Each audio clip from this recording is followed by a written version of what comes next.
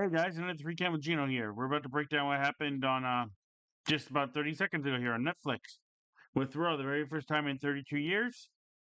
It's not been on USA Network, and I'm gonna say this: I loved every single second of the show. The presentation, everything about it seemed like it was a big deal. And we'll talk about that when we get to it.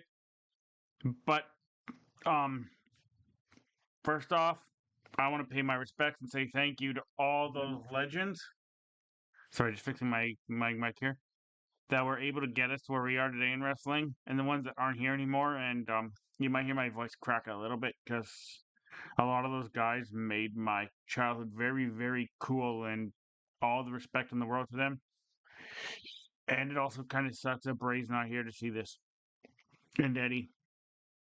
And my personal favorite, a guy who I don't know if I told you guys this story, but a long time ago I got into contact with him. Owen Hart was going to be my trainer. I wanted to be a wrestler a long time ago, and yeah, it's been almost 30 years. No one's not here anymore. WWE refuses to acknowledge the name. I'm going to start a petition to get that guy in the Hall of Fame one day. He should be, without a shadow of a doubt in my mind. But I want to say thank you to the likes of people like Demolition, the Hart Foundation, the Rockers, the New Age Outlaws, the APA, X Pac, Triple H himself, Shawn Michaels, and many that have passed away like Eddie Guerrero, the Ultimate Warrior, Randy Savage, as you can see the finger. I was a diehard Randy Savage fan. Roddy Piper. Um, the list can go on. One Man Gang, Big Boss Man, Bam Bam Bigelow, two of the best athletic big men in the world wrestling's ever seen. The reason people like Bronson Reed exist, and I forgot to put him on my list, but Bronson Reed's gonna break out star when he comes back. Earthquake, another big man who never got the respect he deserved. Chris Canyon, Mike Awesome, all those guys. Without people like that, Raw and wrestling would not be where it is today. So for them, I want to say thank you for entertaining me for, God, almost 40 years now I've been watching this sport. And I can honestly say with all my heart, I love wrestling. I'll always love wrestling. I'll never not love wrestling. And call me a nerd, call me whatever you want. I don't care. When the wrestling world lost those guys, a little bit of my heart got upset with them because those guys gave everything to entertain us. And I'll forever be thankful for them for doing what they did for us. There we go. Just had to fix my camera a little bit. Um, yeah. With that being said, I want to say one name, but I can't say because it's controversial. Um, yes, I won't say it, but yeah, I'll say it. Fuck it. I'm a Chris Benoit fan, so I want to say thank you to Chris Benoit. Inside of the ring, probably one of the best this industry's ever seen. As a human being, fuck him, as Paul Heyman said. And I'll leave it at that. And thank you to all of those people and the people that are still alive that did this for us, like Bret Hart, Chavo Guerrero, Rey Mysterio, Juventud Guerrera, Chris Jericho, Edge, Christian, and a couple people I'm going to mention actually in my notes that I took on the very first ever Raw on Netflix show. And we're going to start off by saying what what an incredible intro to the very first ever show on Netflix. I like the fact that you actually don't know how long the show's going to be. Like Triple H said, we could decide to go 45 minutes. We could go 4 or 5 hours. Same with our pay-per-views. There's no time limit. We can do whatever we want, whenever we want, however we want to do it. It's live. Not that it's live, it's got no limits. Netflix does not put time limits on its actual live programming. So there's that. But the entrance, like if you guys haven't seen this, go on your Netflix account and check it out. It is probably one of the coolest things you'll ever see. It kind of reminds me of like when I'm a diehard hockey fan, and when I go to Canucks games, this entrance kind of reminded me of like what a Canucks entrance would be like when you walk into a Canucks entrance. It shows you the past, you pay respect to all the past, to the current, and then the present wrestlers. Even kind of feeds into feuds and shows you certain feuds and certain history making moments. And then boom, a curtain drops and Triple H brings us live to Netflix on Raw. He gives a nice little speech. We're introduced to Michael Cole and probably my favorite personal announcer in wrestling, Pat McAfee. That dude is hilarious. And he already has the quote of 2025. I'll get to that in a minute when we get to the match that it belongs to. But we're introduced to that. We see a brand new ring. It's all black with a little bit of red. The referees are all in black now, so it kind of distinguishes itself from SmackDown, which is an all blue ring now. I wonder what NXT is going to be. Is it going to be black and gold? Is it going to be the color ring? Toddy's a little exhausted from watching wrestling with me, if you can't see her here. After that, we actually get it's the first surprise of the evening. We knew he was coming out, we just didn't know when. And he came out to his Hollywood theme, The Rock. The Rock cuts a really impassioned promo. Actually, even thanks Cody Rhodes for carrying the company on his back for the last year and a half. Surprisingly, if you actually go on his Instagram, he actually does toast with a few people backstage. One of those people being Cody Rhodes. And The Rock, you can tell this means a lot to him as well. He's now a high chief. I can't remember how to pronounce it, but if you actually go on Netflix, I keep saying YouTube, so you can see highlights there, but no, it's Netflix. I actually posted a few shorts on my YouTube account if you want to see it. He actually says his name there, so congratulations to The Rock. Not only is he the People's Champion. Sorry, I'm trying to fix my microphone here, guys. Yeah, The Rock is also now one of the High Chiefs of Hawaii, and he said he's been. This is a match that he's actually got scheduled and been looking forward to seeing for a long time, and he shouts out his cousin Roman Reigns and his other cousin Solo Sikoa. And guess what? We get to kick off the very first ever episode over on Netflix. Me personally, I thought it'd be Rhea and Liv because we all knew CM Punk and Seth Rollins were getting the main event. But nope, we get the Tribal Chief and we get Solo Sikoa in the Tribal Combat match for the Ula Folo. And this match is incredible, in my personal opinion. The story behind this match, the fight these two guys put with each other, even the in ring talking with each other, where Solo looks at him and says, "I loved you. I always loved you. I will always acknowledge you," and just beating him in the corner, just beating him down. He's like, "But it's my time now." And you could tell that, like, you could tell. Sorry, guys, my mic cut out there. You could tell that they were giving everything, and everything was story. Everything was involved in this was absolutely brilliant. This match itself, probably about 7 months in the making, and it was genuinely awesome. I'll be 100% honest with you. I thought it was brilliant. I thought everything about it was brilliant. I was a couple times convinced Paul Heyman was going to turn on Roman Reigns. So I kept saying that Paul Heyman was going to acknowledge either Solo or Roman as a tribal chief once the match is over, and he was the guy that was holding the Ula fellow to give it to the winner. I thought we'd have a kind of like a throwback to when. Do you guys remember? Well, most of you probably will. When Paul Bear turned on Undertaker and joined Mankind, and he kind of hit Undertaker a few times with the urn and then handed it to Mankind. I thought that's what we were gonna do here, and they even kind of teased it near the end when you looked at Paul Heyman's eyes, and then you kind of tease it again when The Rock came out to actually put the Ula Fola on Roman Reigns. They looked at each other like they're gonna have a stare down, and then Roman Reigns just hugged The Rock, and Rock just whispered, "I loved you," and walked away. There was even a point when Roman was celebrating and Rock held the ropes open, and you thought that The Rock was going to attack Roman. Didn't happen. It's good storytelling, good seed planting, I guess you could say. Sorry, I had to dry mouth there for a second. Um, Absolutely brilliant way to open up Netflix. My personal opinion. Oh yeah, so I forgot to mention we actually have new, even announced tables for Raw. Everything about this seems different, seems cool. The referees are all in black now, so they have brand new outfits here. The crowd, instead of saying "I love you, Solo," it's my favorite part, was chanting "Fuck you, Solo" the whole time. The same way that I fuck you, Solo, as Jacob would say "I love you." They're saying "I fucking hate you, Solo." Amazing, just amazing, amazing match. After that, and Roman Reigns winning with a spear and the Superman punch out of nowhere, John Cena's music hits. And we know this is John Cena's last year. And have him take a minute. I haven't always been the biggest John Cena fan or the biggest John Cena supporter, but that dude legitimately carried this company on his back for 25 years. And I don't know where wrestling would be anymore without John Cena. He is this generation's Hulk Hogan, and for that, um, I even put it in my poll. If you guys want to go on my YouTube and vote, if you want, John Cena is going after 17th title. He said that he gave me actually gave an impatient speech about how he hasn't won in 2,246 days, so he doesn't know how he's going to get to this world title. And announces he's going to now enter the Royal Rumble. So we pretty much know Cena's winning the Royal Rumble this year. It's his last year. But as a wrestling fan and on personal storylines aside, I just want to say thank you to Cena. Like I said, I wasn't always his biggest fan, but that guy gave everything and anything you could tell to the fans, to the business. You could tell the man loved it, just like you could tell guys before him loved it, and you could tell he actually cared.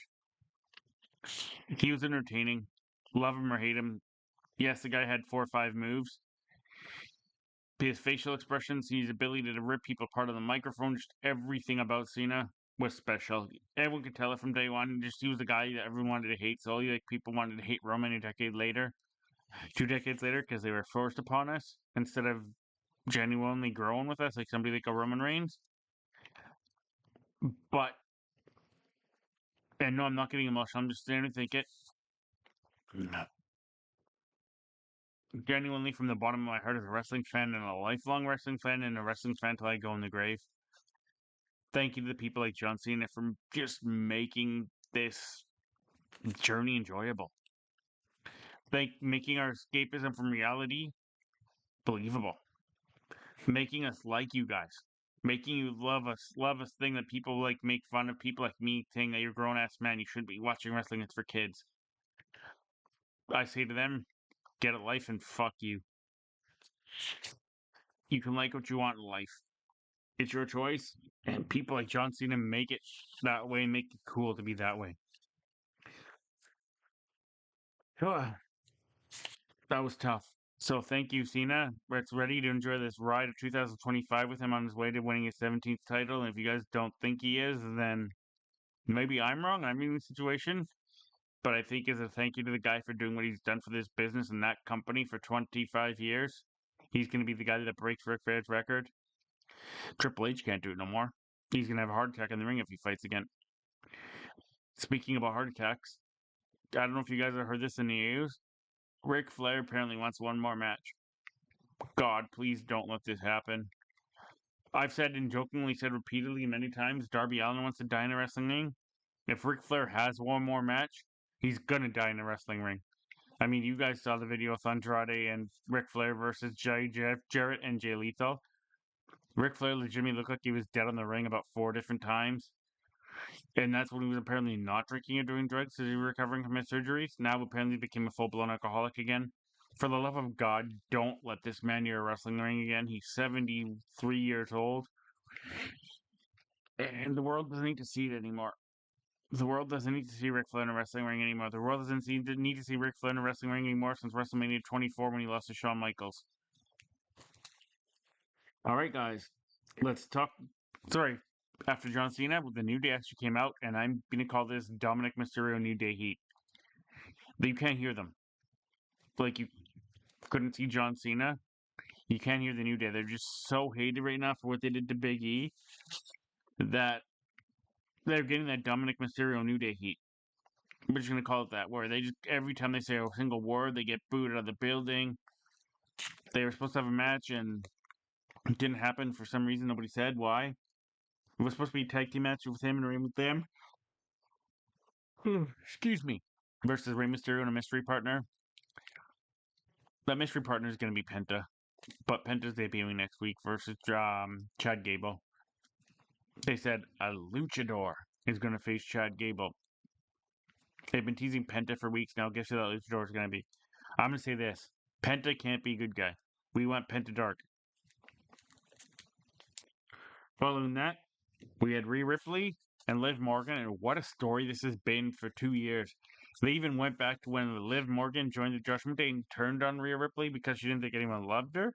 And that's why she originally turned bad because she couldn't find herself 2.5, 3 years ago. And that's why she joined, and they even mentioned the name, Edge. Just brilliant storytelling. The WWE just knows how to do this. It's not like they don't acknowledge these people don't exist. Whereas AEW just makes you think these guys came out of nowhere, like these random people, and they don't have past in different companies. WWE mentioned the name Edge on their Netflix and what the Judgment Day was before when it was Edge, Damian Priest, and Rhea Ripley. None of the original Judgment Day is alive anymore. But they're saying that Rhea Ripley was brainwashed by Edge. No, I love it. I think the entire story's been brilliant for the last 2 years. And like I said, when I picked her to be the number two superstar of the year, Liv has grown so much in the last 5 years or so. If you guys go back and watch her first ever couple matches on either NXT or even when she got called up to the main roster with Ruby Riot, aka what the fuck were they calling her? Ruby Riot. Ruby Riot. Yeah, Ruby. Ruby Soho. Yeah, the Riot Squad. Ruby Riot. And Valhalla. Sarah Logan. And Liv was just even when she was in NXT, so green. She wasn't ready. And now she's went on a 267-day run as women's champion, and is the only person in 3 years to beat Liv Morgan. I mean, not beat Rhea Ripley, not once but twice. And just if you don't believe in Liv, you're an idiot. Liv is so good, so good. That character is brilliant. Everything about Liv is brilliant. And Rhea, all I'm gonna say about Rhea is she is gonna explode. I don't think you'll see her leave wrestling. I think she cares about wrestling too much. I don't think she's gonna go join movies like a lot of these people that get huge do. So I guess in less than 4 days, we have two new women's champions. You guys, let me know what do you think. I think both are brilliant moves. I don't think Rhea needed a title. I think it'd be cool for Liv to have the title, but who else is Liv gonna feud with on Raw? Like I was tired of Liv versus Rhea, but what's Rhea gonna do with the belt now? Who's she gonna feud with? Like this Rhea Liv thing is done. You can't do it no more. There's no more title matches. Nothing has to go on. That's the end of it. Rhea's beat Liv twice in a row before Liv beat Rhea twice in a row. They've dragged this thing through the mud. There can't be any more matches. There's nothing to build onto the story anymore. It even concluded with Rhea kicking Dominic in the balls and giving him a riptide. I think when if Becky comes back, or I'm thinking maybe even next week, we see the return of a certain goddess. Is she going to be twisted, or is she going to be face? Is she going to go after the belt, or is she going to interfere in the Intercontinental Women's Champion match? That being said, next week Dakota Kai and Laya Valkyria. I'll give you my prediction on that a little bit later on in the week. But a year or two ago, would you predicted either one of those two girls to be in the main event? I mean, be in the finals of a secondary title for a women's championship? I wouldn't have. I thought it would have been Io Sky, Io Sky, Io Sky, Io Sky, and Asuka all day, every day for secondary champions. Unfortunately, Asuka's been hurt, and Io can have every title. I wish she could because that's probably not even that's what pisses me off. People saying women's wrestler, Io's one of the best wrestlers on the planet Earth. Sorry, I got sidetracked for a second there, but brilliant match between Liv and Rhea again. Excellent storytelling.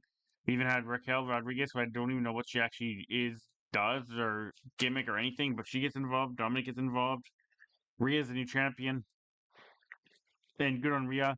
There's even a cool passing of the torch from the American Badass, and he comes out as the American Badass Undertaker to excuse me, guys, it's been a long day. To Rhea Ripley, who that's a cool little coup de grace touch moment. Like, yeah, he comes around on the bike, flips off McAfee because McAfee's not a Texas fan. And sorry, I forgot to mention the line of the night from Pat McAfee. Let me look it up. I wrote it down actually. Sorry, guys, give me a second here. Oh yes, also Logan Paul's now officially all full-time WWE.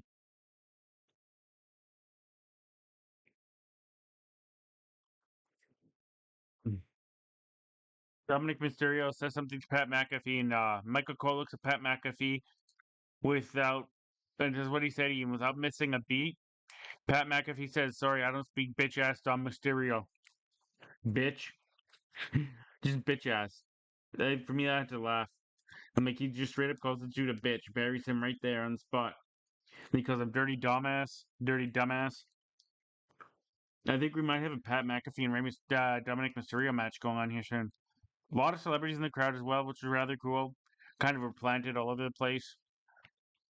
Kind of upsets me that as they show the new women's champion on SmackDown, they announced Nikki Bella right beside her, and of course Nikki has to like jump in and grab the spotlight, right?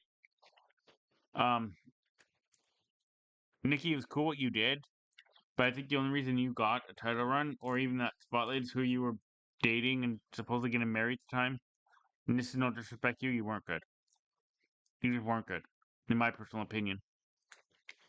You had a limited amount of moves you could do. Your ability to speak on the microphone was cringeworthy. Your sister, who wrestled along with you, was probably one of the worst wrestlers I've ever seen. You started to get better, but you still weren't good. I don't think you were title worthy. You were that one level below what Liv Morgan is now. You were good. You just weren't good. If that makes sense, guys. And the fact that she kind of jumped in front of Tiffy kind of pisses me off because Tiffy should have had her moment alone. They should have showed Nikki a little bit later on. And a really cool moment where they had Stephanie in the crowd. They introduced Stephanie, and the crowd just gave her a standing ovation. And what else can you say besides thank you, Stephanie? Yes, your dad's a piece of shit, but you're the one that kept this thing going with your husband. So good on you, and thank you. Following that, we had sorry guys, give me a second. I'm just still getting overwhelmed by what happened on Netflix. It was brilliant. We had Jey Uso versus Drew McIntyre. I'm not gonna lie, this was the one thing that kind of underwhelmed on the entire thing. There's a bit of a story to it, and I think it will continue. But I don't think the right person won this match tonight. And the way it ended was probably the way it should have ended. There was no finisher. Drew went for his Claymore, missed, roll up, 1, 2, 3. If you want Drew to go on the psychopathic revenge tour, he's allowed to kick the shit out of Sami Zayn and nobody does anything. And Sami can lose because Sami's a lovable loser. But Jey Uso's over. My TV was shaking when he came out. Like shaking. You could feel it in the crowd.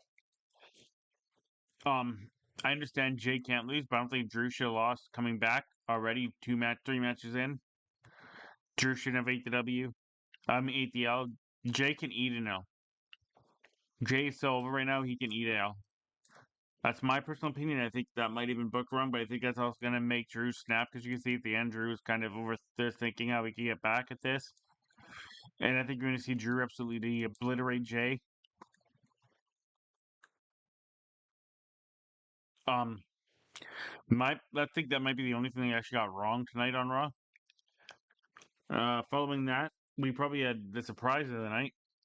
Hogan, who nobody knew was coming out, came out and was just he got that New Day Dominic Mysterio heat.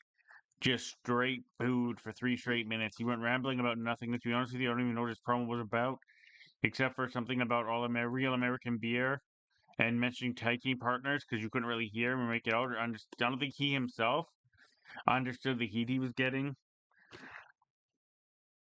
I guess good on him for trying something, but the fact that everyone knows how much this dude loves Trump now and how divided the country is on Trump and just what a bad human being he is himself. Um,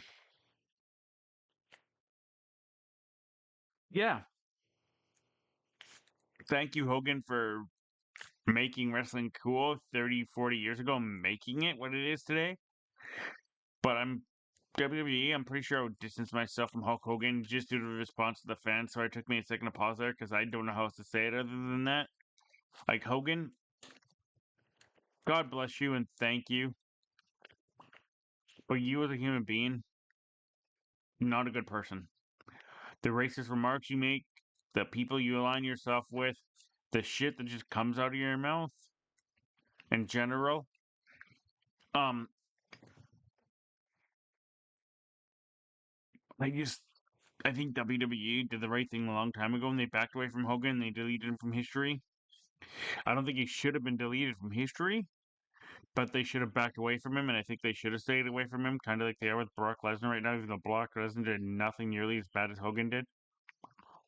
Brock Lesnar was just involved in this Vince McMahon thing, whereas Hogan is evil, and a lot of people know Hogan's evil.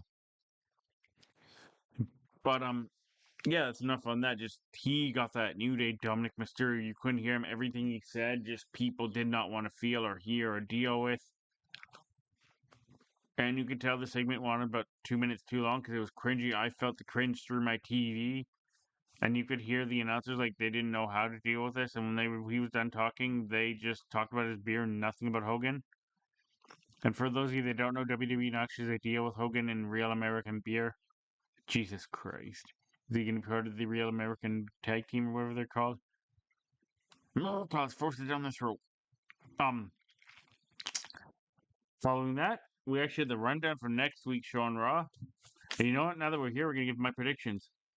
We got Priest versus Balor in a street fight. This feud has to end. It's not made sense for a long time. I understand why it's gone on and what's happened here. I think I know who's going to win, but I don't think that person should win. I think that Priest is going to win. I think that the Judgment Day is going to come out and help Balor, and they're all going to end up almost getting Priest. Priest is going to overcome everybody and beat Balor, and that's going to pretty much bury Balor. But the fact that WWE does not give a shit about Finn Balor. I mean, the dude's charismatic as hell. He's a good-looking guy. He's jacked as shit. And yeah, he got injured. Guess what? It wasn't his fault he got injured. I love Seth Rollins. Seth Rollins has injured a lot of people, including himself. So it's not Finn Balor's fault he got hurt, but the minute he got hurt, WWE seemed to give up on him. And he was the first ever Universal Champion they've had. But he got hurt the same night he won the belt, and since then they've just pretty much given up on anything Finn Balor. He had a couple cool runs in NXT. I don't know what it is. I don't know what to tell you guys. I think Finn Balor should be champion, just like I thought Shinsuke Nakamura should have been champion by now. I don't see it happening anymore, unfortunately. And like I've said from day one, huge Damian Priest fan. I think I don't think Damian Priest needs this win. I think Finn Balor needs this win. But I think the way WWE is thinking, I think they need to have Finn Balor lose again. Just because this feud makes no sense. And him losing makes no sense. But in WWE's mind, it makes sense as closure for Damian Priest, I guess. But it's not really closure because Finn Balor's still going to go after him if he loses again and again and again and again until he can beat him.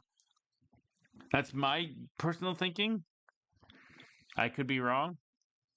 That being said, my predictions on this show, I was right on every single one except for one. Well, actually, two. I was 100% convinced AJ Lee and Becky Lynch were going to get involved in this match. And we're going to have a WrestleMania match between AJ Lee, Seth Rollins, Becky Lynch, CM Punk. We may still in the future. Who knows? Look, we'll talk about the match when we get to it because they announced all these other matches afterwards. I mean, before, sorry, that match. Also, on next week's show, we have Dakota Kai versus Lyra Valkyria for the first ever Women's Intercontinental Championship.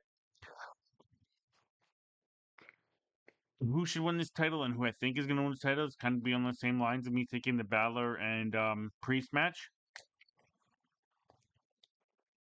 Lyra's been a workhorse. Lyra's been an absolute workhorse since she's been both in NXT and on the main roster. Sure, booking's been inconsistent. There's been wins and losses, losses and wins, wins and losses. Dakota's been in and out too much due to being injured, but the crowd loves Dakota. They also love Lyra. This is face versus face, which is kind of weird. You don't usually see that for a title. Whereas Michin and Chelsea Green was face and heel. Does Damage Control get involved in cost Dakota? Does somebody get involved in cost Lyra? Did one of these two people just win it clean and then Damage Control attacks Dakota? There's so many ways this could play out.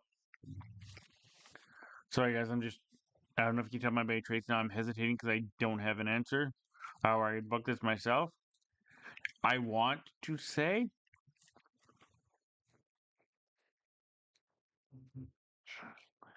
God, this is hard. Um, they're probably still deciding this in their heads, to be honest, like I am, or maybe they've made it with mine months ago. Both these girls get such different and cool reactions. Both are so over at the fan base. Both are so beloved by the fan bases for many different reasons. Lowry even more so when she showed more of her character with Tina Paxley. Dakota's just been a fan favorite for a long time, back to her NXT UK days and just NXT days when Shayna Baszler used to absolutely dominate and destroy her. Um, Dakota's just that lovable underdog. Lyra's also kind of an underdog that's lovable, and just her connection with the fans seem to be strong right now. As does, like I've said, Dakota's for a while now. Why is this such a hard decision for me?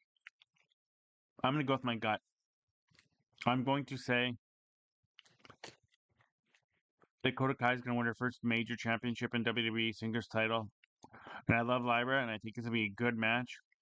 But I personally think Dakota deserves this belt. That being said, I would be surprised or upset if Lyra wins it. But I think Damage Control needs something to make themselves relevant. And I think Lyra's better at chasing than being champion.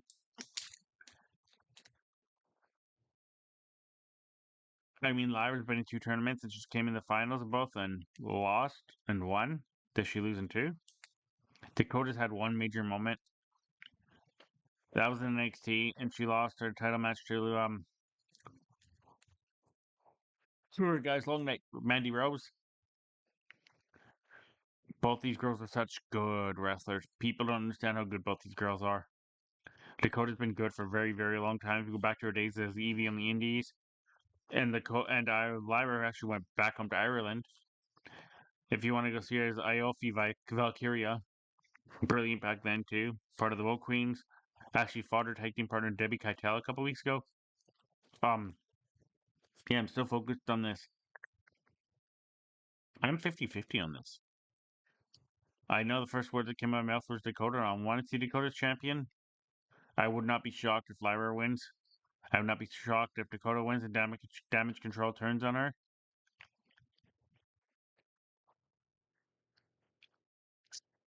One of three scenarios plays out. I've run over all three of them. I'm gonna stick with my gut on this. I'm gonna say Dakota wins the belt and then gets attacked by PSC or whatever they're called. Actually, yeah, that's what I'm gonna go with. You know what else kind of surprised me? There wasn't a women's match on tonight's Raw. Kind of shocking, right? Actually, no, there was. Sorry, my apologies. Liv and Rhea. Yeah, dumbass. Told you, long night. Following that match, we actually have Sheamus and Ludwig Kaiser. I think Ludwig should win this match. I'm just gonna be honest. Sheamus doesn't need this anymore. They're not gonna give Sheamus the title. If they do, it's gonna be some WrestleMania. The Intercontinental titles already continues collection. Also kind of weird. We had a brilliant, I forgot to mention this, we had an actual brilliant promo by Walter. But it's kind of weird how the champion hasn't been on TV in a month. My personal opinion. And also, Logan Paul is now full time on Raw. If anyone actually gives a shit, I think he's a piece of shit. Like his brother put him in the Hulk Hogan category. They should stay the fuck away from Logan Paul. My personal opinion. And then the main event happened. First match in 11 years on Raw for CM Punk. Brilliant match, awesome storytelling. Even talked a little about Seth Rollins' hurt knee.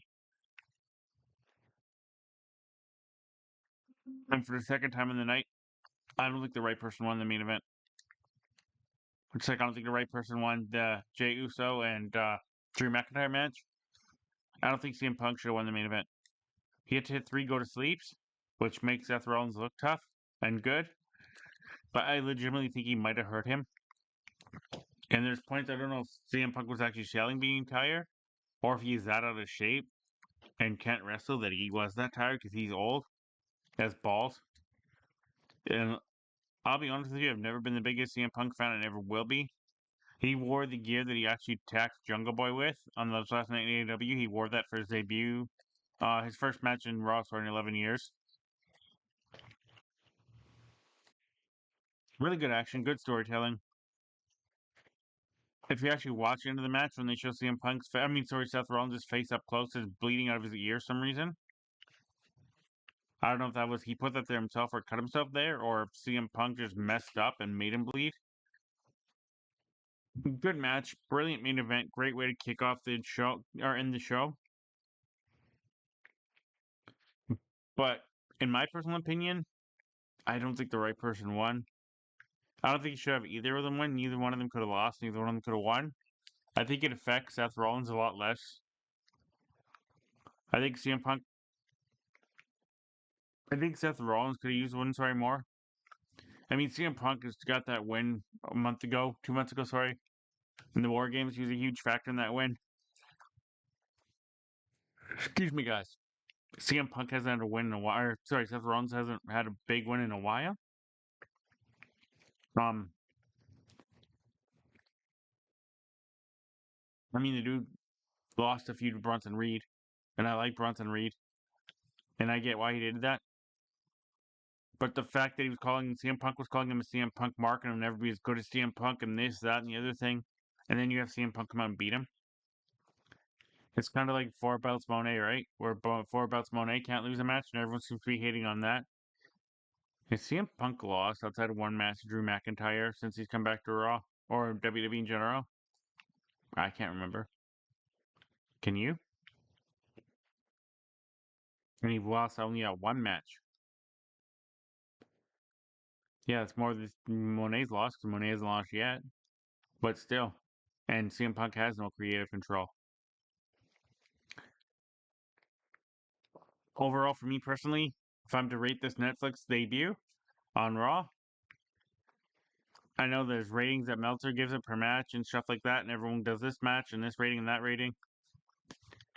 For me, I'm giving the entire damn show a 10 out of 10. I think it was absolutely brilliant. I think everything they did on the show mattered in different ways. It was intricate the way they put it together, the historical relevance to it, the brilliance of actual choreographic storytelling brilliance, the backstage interruptions, the planted fans, the planted celebrities, just the importance of the overall night. And you can tell this show matters. These guys, they wanted to go out and kill it, and these guys and girls did just that. I just think there's two matches that they failed in the outcome, in my personal opinion. And don't get me wrong, Jey Uso's an awesome wrestler. Not, oh, sorry, a good wrestler, not an awesome wrestler. And his momentum wouldn't have died if he lost. I think Drew coming back after being gone for so long and having just won a feud with Sami Zayn and not only winning it, but smashing Sami Zayn sufficiently kind of, I think, puts a little bit down on Sami. But the fact that Chase was able to beat him with a roll up, it just doesn't make sense to me. Because Sami Zayn was able to hold that Intercontinental title for a couple months, where Jey Uso held it for a week and then lost it. If you know what I mean. So how come Jey can beat people but he can't hold belts, and Sami can hold belts but he can't beat anyone of importance? I don't know if you guys know what I'm putting down here, but it's like I know they're completely different wrestlers and different stories, but and Drew going on this revenge tour and then losing right away. I don't know. Me personally, I think the wrong person won, and I also think the wrong person won the main event. But that's just the only two flaws I found with the entire show. I like the fact they didn't overdo it with nostalgia and bring out this guy and that guy, and they did like the 200th episode, the 500th episode, the 1000th episode, the reunion of that, like they did with Vince in the past. They brought up people that would have been key factors. Unfortunately, the one thing that kind of makes me sad is no Stone Cold and no Becky Lynch. I wish Becky was back, but apparently Becky's part of Billy Madison, the Happy Gilmore. So good on Becky for that. I don't know if we'll see Becky back in the wrestling ring again. Unfortunately not. Then thank you. And also, there's a rumor going around that Tiffany's winning the belt only to drop it to Charlotte. I hope to God that's not true. Tiffany's going on a long, long title run.